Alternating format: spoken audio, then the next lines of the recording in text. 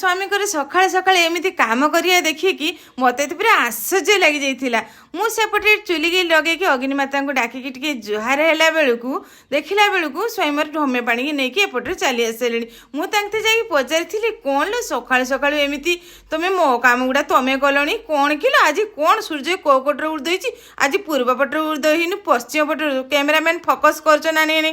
ଦେଖିଲ ଗେଲିଆପା ସକାଳୁ ସକାଳୁ ଏମିତି ପାନ ଖାଇକି ତମେ ତ ପୁରା ମନା କରିଥିଲି ଲୋ, ସକାଳୁ ସକାଳୁ ଏମିତି ପାନ ଖାଇବନି, ଦେହ ଖରାପ ହେବ, ବେଶୀ ପାନ ଖାଇନି। କ'ଣ ଏମିତି କାକୁଡ଼ିକି କାଳୁ କାଳୁ କରି ଚୁବୁଛ କିଲୋ? ଦେଖି ଗେଲିଆପା ଟିକେ ହସିଥିଲେ। ମୁଁ କହିଥିଲି ଏମିତି ମୋ କାମଟା ତମେ ସକାଳୁ ସକାଳୁ କ'ଣ କାମ କଲଣି? ବୁଝିଲ ଘରମଣି, ଜଣକ କାମ ଯଦି 2 ଜଣ କରନ୍ତି ତାହେଲେ କେତେ ଶୀଘ୍ର ହେଇଯିବ ଜାଣିଲଣି?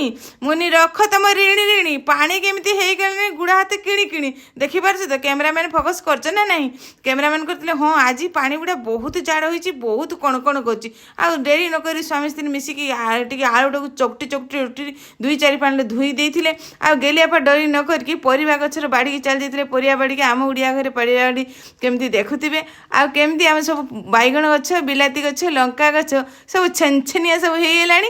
ଆଉ ଗେଲିଆପା ପାଣି ଦେବାର ପରେ ଲାଗି ଯାଇଛନ୍ତି। ଆଉ ଗେଲି ଝିଅ ଯାଇକି ଯିବ ଟିକେ ମିଲିମିଲି କରିଥାଏ। ବାପା ମା ତ ସବୁବେଳେ ଆଡ଼େ ସାଡ଼େ କାମ କଲେ, କିନ୍ତୁ ଗେଲି ଝିଅକୁ ଭୁଲି ଗଲେଣି। ଖାଇ ଦେଇଥିଲା ଦେବେନି ସକାଳୁ ସକାଳୁ। ଏଇ ଗେଲି ଝିଅଟାକୁ କେତେ ବିକଳଙ୍କା କରଉଛନ୍ତି ବାପା। ସକାଳେ ସକାଳେ ଏମିତି କାମ କରୁଥିବ ନା, ଗୋଟେ ଭଜନ କିଛି ଗାଇବ।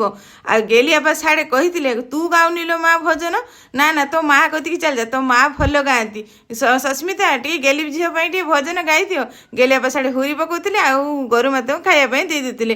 ଆଉ ମୁଁ ସେଇଠି କହିଥିଲି ଥକା ମନ ଚାଲ ଯିବା, ଚକା ନୟନ ଦେଖିବା।